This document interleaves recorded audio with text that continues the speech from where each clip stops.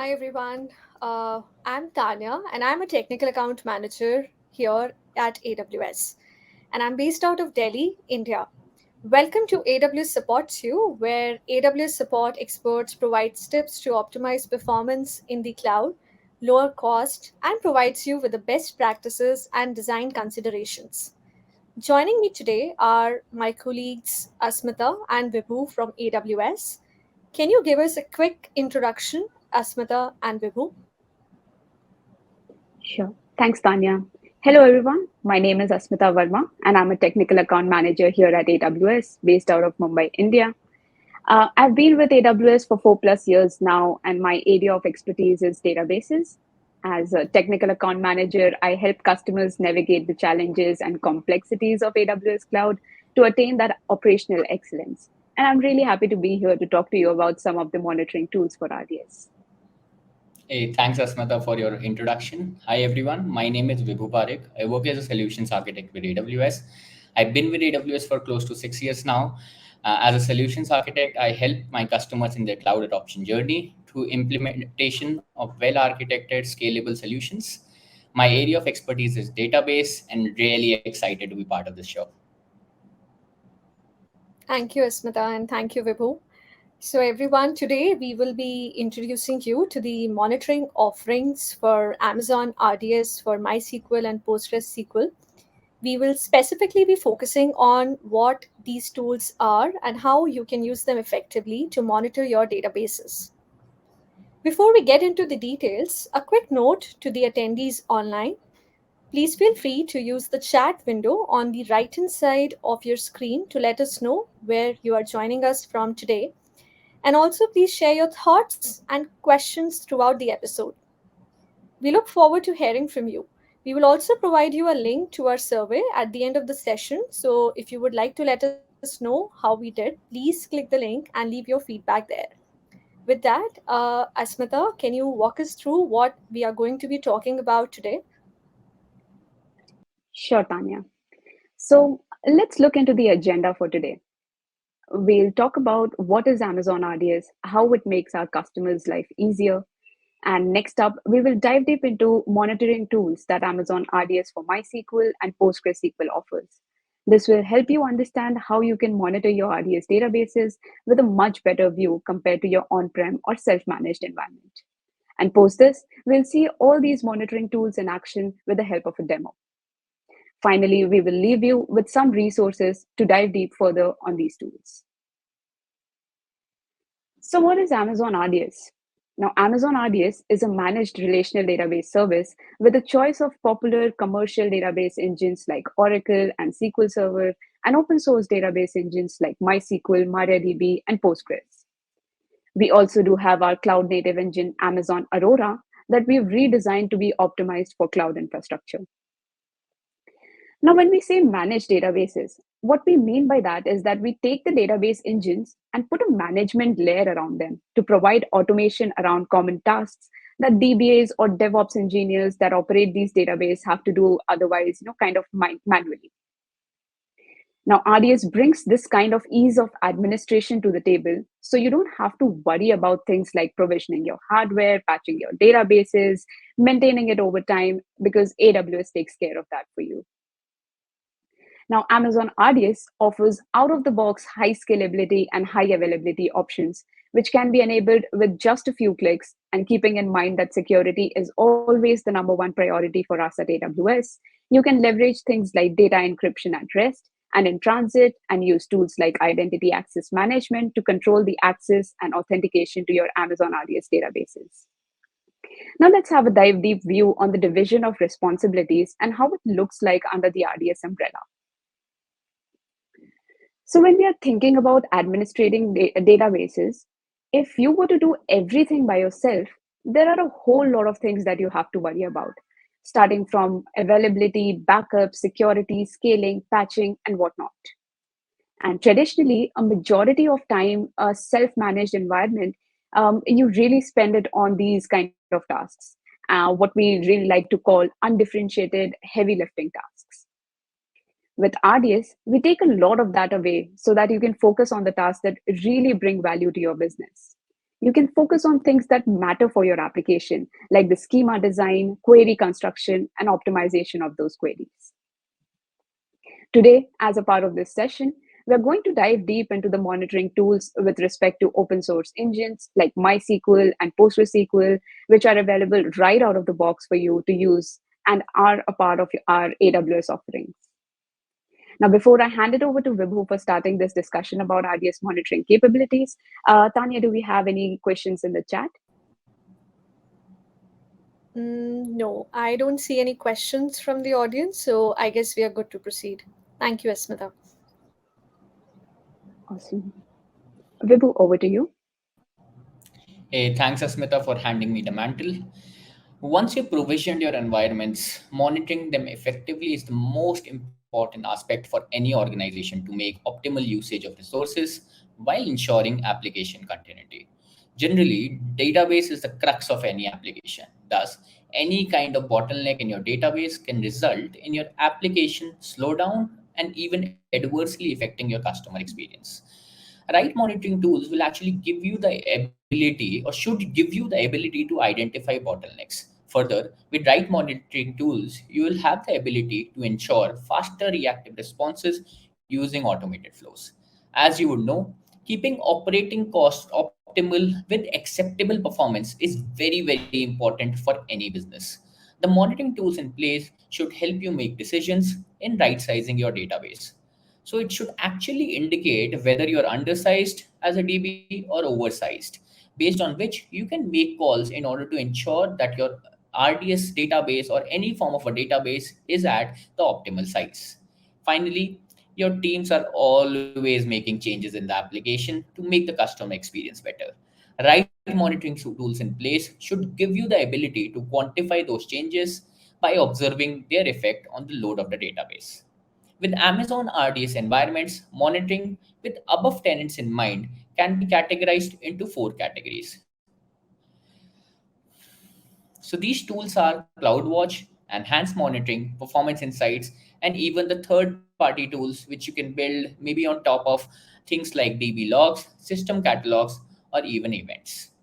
As first step, what we are going to do is we are going to dive deep into Amazon CloudWatch.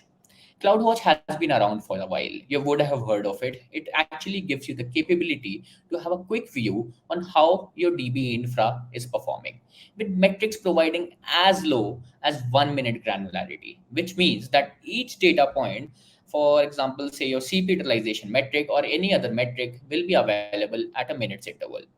That said, the thing that I find most valuable about CloudWatch is not just the metrics, but what you can do with them. You can use CloudWatch to make sure that you get alerted or you get a page or a notification of some sort if some kind of threshold gets crossed. If I have to make a sample architecture of this, it would look like something that would come on your screen right now, right? So what I can do here is I can actually set alarms on some common metrics associated with my database. For example, whenever the free storage space is, let's just say, less than 10% of available space in the DB, the alarm will get triggered.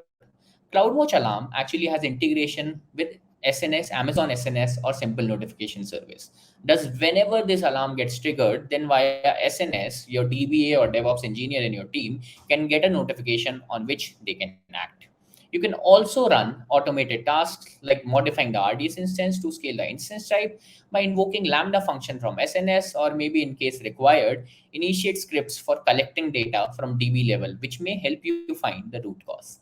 In addition to this, SNS can even send post requests to your third party monitoring tools, which can be used as an input for, let's just say, your warehouse to understand the state of the system in the longer run, or can be an input for maybe your internal ticketing mechanisms where actionables can be defined better. If I have to talk about the typical metrics you'll be concerned about for your database or have to create custom views on in case of a self-managed DBs, these are enabled by default in case of Amazon RDS, and that too at no extra cost. Metrics like CPU utilization and freeable memory can actually help you keep tab if a sudden resource intensive query is fired. Similarly, you can actually set an alarm to get a notification whenever, let's just say, free storage space is down to last 20% to ensure some form of zero downtime scaling and to avoid those scary out of storage downtimes. In the same way, keeping a tab on read-write latency metrics can be indicative of the fact that you maybe are running out of read-write IOPS. And same can be confirmed from the read-write IOPS metrics. Among many others, there are also engine level specific metrics like maximum use transaction IDs in Postgres. Alarm on these can actually help you be wary of the current transaction IDs and help you prevent certain DB downtime with timely notification. It's a very common saying in Postgres that 2 billion is where the world ends. An alarm on this CloudWatch metric can it actually help you initiate timely proactive measures to ensure your transactions are vacuumed to avoid any form of downtime. Now, this all is okay, but your question would be, Vibhu, what about a microburst in between that 1 minute interval that you talked about? Or let's just say the output of the top command that I'm very used to. To explain how we solve this in more detail with Amazon RDS, I'll hand it over to Asmita to walk you through the next section. But before I do that, Tanya, do we have any questions? Uh, I don't see any questions yet from the audience, so I guess we are all good. Thank you. Cool. Thanks, Tanya. Yeah. Over to you, Asmita. Thanks, Vibhu. Now, back in 2016, in Amazon RDS, we released something called enhanced monitoring. And this is a little bit different than CloudWatch. The difference is that this is an OS centric monitoring tool, meaning it tells you about the operating system your database is running on and offers you additional metrics beyond what is available by CloudWatch. So, as you can see, um, in the overlapping image on the screen, enhanced monitoring shows you the process list. In case of RDS, you can't shell into the host on your own, and hence you have to get all the information through the console. So in the console, we can see the process list, which is kind of like the output of the top command on Unix. And you can see the top processes by memory or top processes by CPU.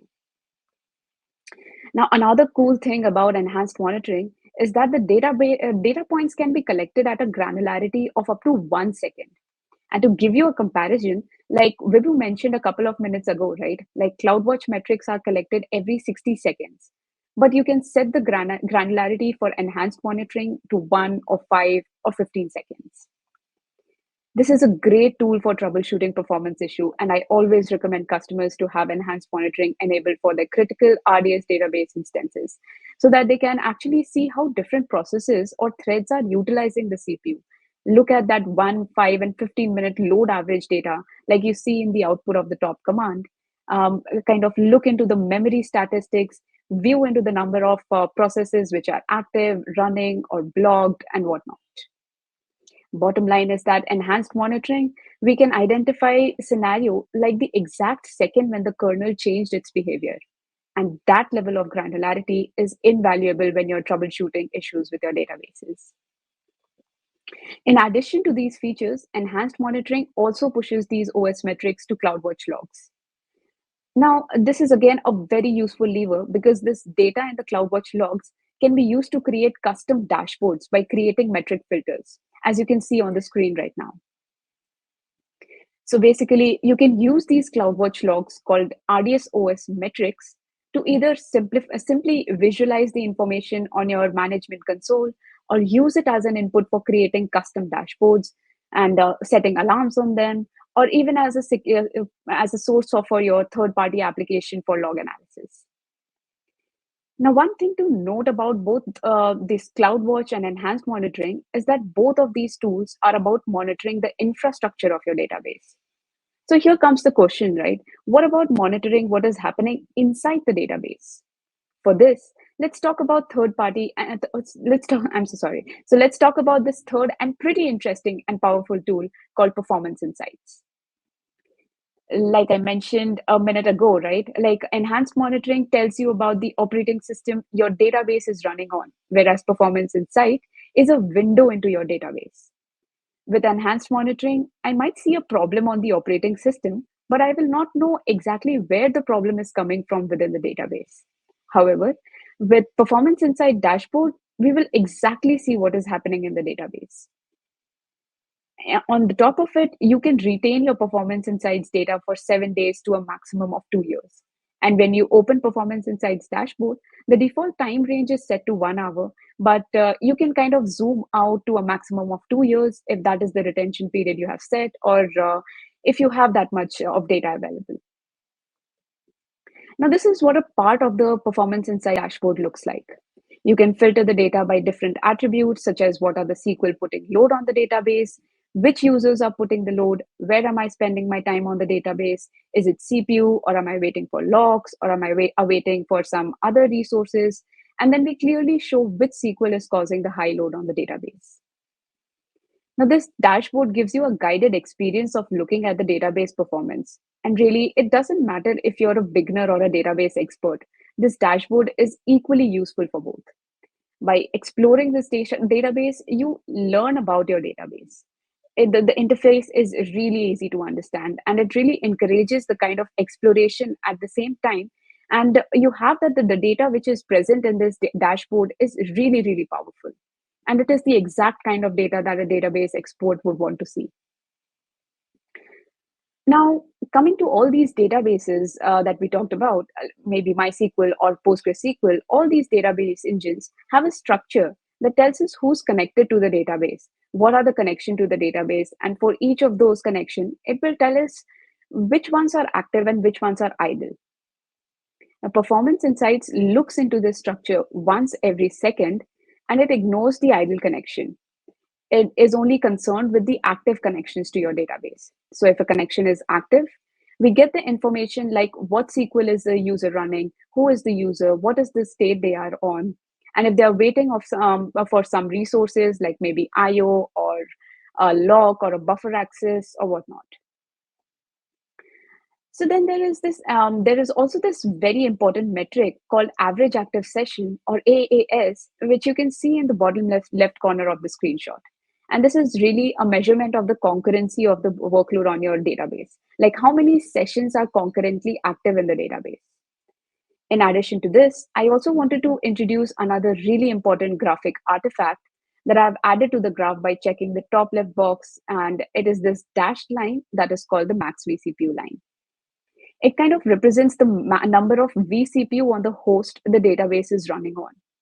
And this is very important because, kind of say, for example, I have two processes that we want to run on CPU, and there are two vCPUs. In this case, they can run in parallel, each on a different vCPU, and they're not really bothering each other. But now, say if there is a third process that wants to run, then they will have to share those two vCPUs, which means that the process will have to wait for the CPU, and this can indicate a bottleneck. Now, I have an idea about the levers I see on the dashboard, but looking at this graph, I still have a really important question. What does this tell me about the state of my database? Is this good or bad? Is my database heavily loaded or not? So to answer those questions, if the database load is above the max vCPU line, it means that somebody is waiting. Now, they might be waiting for a CPU, or they might be waiting for something else, which will be well indicated by the wait events that we see on the dashboard. Now, this will give an indication of the bottleneck and a possibility of optimization. So whenever you are tuning your database or troubleshooting a performance issue, you would want to find out the resources that sessions are waiting for. And breaking down the database load by wait types can help you understand what kind of database mechanism are chiefly contributing to the load. And understanding what SQL is majorly contributing to the load can really help you understand what parts of your application are responsible for this bottleneck. Lastly, you also get these super useful graphs called the counter metrics on the Performance Insight dashboard. And counter metrics are operating system and database performance metrics. It allows you to select from a pool of counter metrics, which are nothing but a bunch of server status variables, along with a couple of non-native counter variables as well. Now, what are these non-native counters? So these are essentially nothing but the kind of a derived metrics where two or more server status variables are used in calculation for ratios, hit rates, or latencies.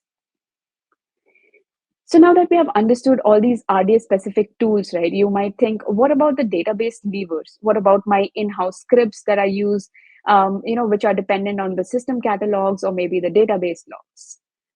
And before we jump into that whole discussion, let's quickly see if we have any questions in the chat. Thank you, Ismita, for taking us through on these monitoring tools and performance insights. So, just one question that is there: can any of these monitoring tools can help optimize the RDS cost? Okay, yeah, let me take that, Tanya. Right. So by default, these monitoring tools are designed in a way that they can help you in tandem to right size your database instance, right? Which in turn, so once your database instance is right size, it will actually help you save cost. For example, one of the examples that Asmita gave right now, right? So when you're in case of performance insights, let's just say your average active session is much less than the number of max vCPUs. So you know that your DB is oversized, right? Similarly, let's just say if your average active session is really high, then maybe your DB is undersized. So you can actually right size your DB. In addition to this, if you think about things like CPU utilization metric in CloudWatch, if it's constantly 100%, then probably you are undersized on the CPU, right? Actually need more CPU. And similarly, so in short, the answer is that yes, these tools in tandem can actually help you right size your database, which in turn will actually save you help and optimize the cost. Yeah. Yes, correct. That makes sense. Thanks, Vibhu. I think this is going to be useful for the audience. Over to you. Awesome. So let's move on to the fourth lever for RDS monitoring, which is your system catalogs or database log, like MySQL slow query for logging queries running longer than a specific defined period, or audit logs for auditing DB activities like who accessed or modified the data, or when was it done, and so much more. Similarly, with Postgres, you also have access to PostgreSQL error logs. Now, Postgres error logs can be configured to log time taking queries, log waits, and a lot more. When logging is enabled, Amazon RDS rotates the table logs or deletes these log files at regular intervals. In case of PostgreSQL, the default retention period for error logs is 1 day and can be modified to up to 3 days. While in the case of MySQL, the retention period can vary depending on the value for log output set in your parameter group. So, for example, if the log output is set to table, so before that, there are two values for log output, which is table and file.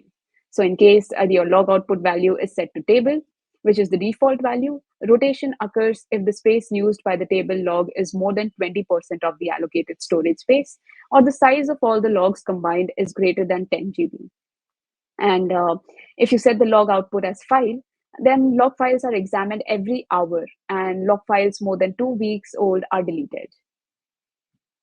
One really cool thing about RDS is that these database logs can be published to CloudWatch for durability and analysis. So I've put an example of a simple architecture you can use for analyzing your database logs. So your RDS for MySQL logs with long query time enabled can be pushed to CloudWatch, where you can create filters on the specific patterns found in your log events and publish CloudWatch metrics on those. Now, it's worth noting that in case of MySQL, you can only push logs to CloudWatch when the log output value is set to file. You can use the custom metrics to create alarm, notifying you when abnormal conditions occur, or action using Lambda or SNS. For example, you can monitor the volume of a slow query occurring on your DB instance. Now, slow queries can be a result of workload requirements. However, unexpected changes in the volume of such queries can indicate performance problems as well. Now, we have looked at the tools that will help us to monitor our RDS infrastructure as well as dive deep into the database dates. But what about the state of my RDS instance itself, right? Now, let's say there was an outage of my application, downtime on my production application, and the whole team is all over the place trying to figure out what actually went wrong. Amongst all the other possibilities that could have led to this, consider that in this case, your RDS database was the source of this issue.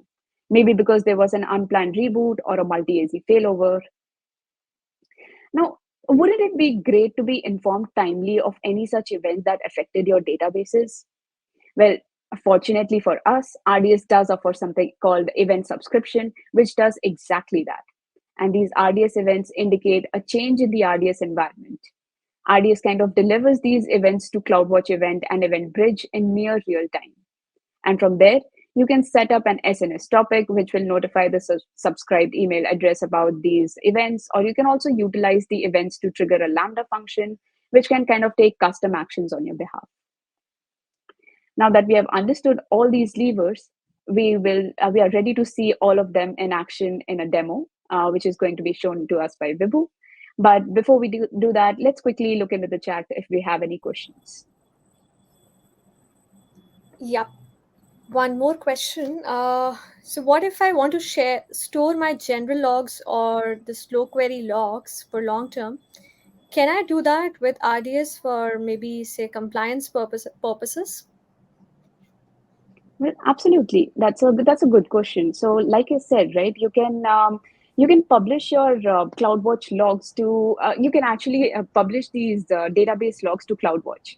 So, what you have to do is simply in the case of MySQL or even in the case of PostgreSQL, while you're modifying your instances, you can just kind of tick on the boxes which says publish my database logs to CloudWatch. Once you have enabled them on your databases via parameter groups.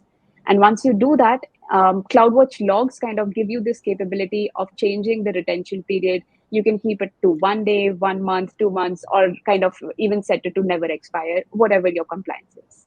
I hope that answers the question. Thank you, Asmita. That's really helpful. Over to you, Vibhu. Hey, thanks, Asmita, for that great insight into how you can store these logs for long term. Now we'll probably switch to the demo. Thanks for your time on this. Right.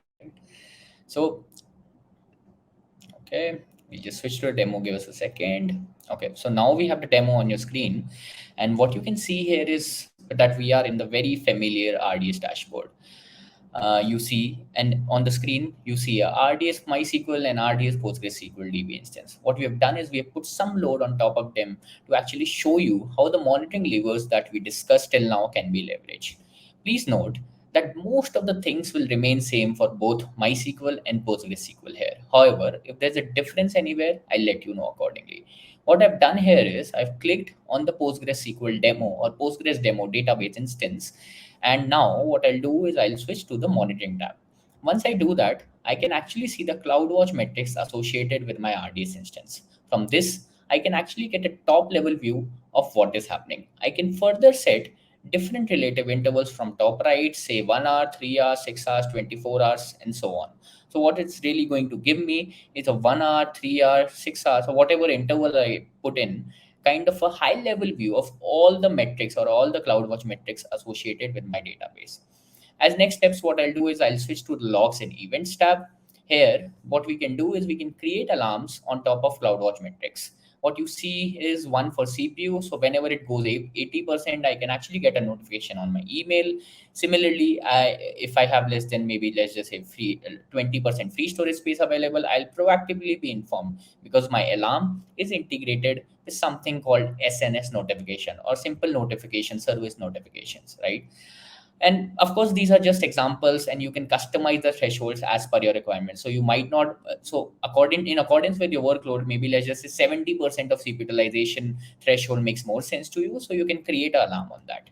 Now I've come back to the monitoring tab, and I'll go and set maybe the relative time to last 24 hours, right? So what I see here is a top level view of last 24 hours of all these metrics. Now let me zoom in a bit on one of them. What I can see is the CPU for last 24 hours, and of course you do see an absolute 100% spike there. However, I don't see the absolute time here. I cannot really set the exact time for which I would want to troubleshoot, and that's very important for troubleshooting any historical event, right? Although you cannot do that from the RDS console, but in order to do that, you can actually switch to the CloudWatch console, right? And see the metrics there. You can also create your own dashboard in CloudWatch on the metrics. For demonstration purposes today, what I've done is I've created a few dashboards out of these metrics, and we'll dive into them. In this dashboard, we actually provide you the capability to set absolute time. So you can set the exact time for which you need to troubleshoot. Another cool capability that CloudWatch dashboards comes with is that you can populate this dashboard for multiple databases. As you can see, I populated this for MySQL demo and Postgres demo. Now, this can be very useful for relative analysis. Say, if I have multiple DBs backing my application with sharded load, with this dashboard, I'll actually have a relative view in case a particular database is causing a lot of skewness with CPU or any other unexpected spike. Now, coming back to the scenario that we just discussed, right? This spike was actually the time where my CPU utilization was very high. It was 100% for a good amount of time. So I'll zoom in a bit on this. Next, what we can see is that the CPU metric is in sync with DB connections, which means that when the DB connections are going up, the CPU is going up. The insights that I can draw from here is that my DB connections are probably the ones which are driving the high CPU on the instance. Now, all that is okay, right? I can have high level insights which are minute apart from each other. But what about the seconds in between where a burst might have happened, which is especially useful for IO troubleshooting scenarios? We can also see that the CPU is high, but we still don't know what was actually causing the CPU to go high. Was it system, weight, or maybe nice? To get understanding on these points, we have something called enhanced monitoring. For this, what I'll do is I'll go back to the RDS console. And here, under the monitoring tab, I need to choose enhanced monitoring. With enhanced monitoring in place, I'm actually able to see OS level metrics. I'm able to see CPU weight, CPU nice, also the load average, as you can see in the output of the top command. Further, I can find data points at per second granularity. Now, this is very helpful to understand if there was a sudden small burst. In addition to this, there are multiple graphs with OS level view that you can find in enhanced monitoring from the managed graphs point, right? So once you enable enhanced monitoring, and you can see the same here, right? So once you have enabled enhanced monitoring, this data that you saw in the form of metrics is also available in CloudWatch under log groups. Once you click on RDS OS metrics and go to a particular DB, you'll actually be able to see this data in JSON format. The log stream identifier for the particular DB will have the same name as the DB instance resource ID. You can see here. Now coming back to the monitoring tab, so I'll switch to the monitoring tab again in the RDS console, right?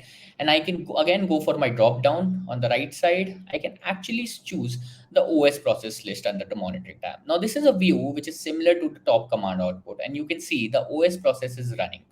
In MySQL, this will actually give you the thread information and MySQL specific process info.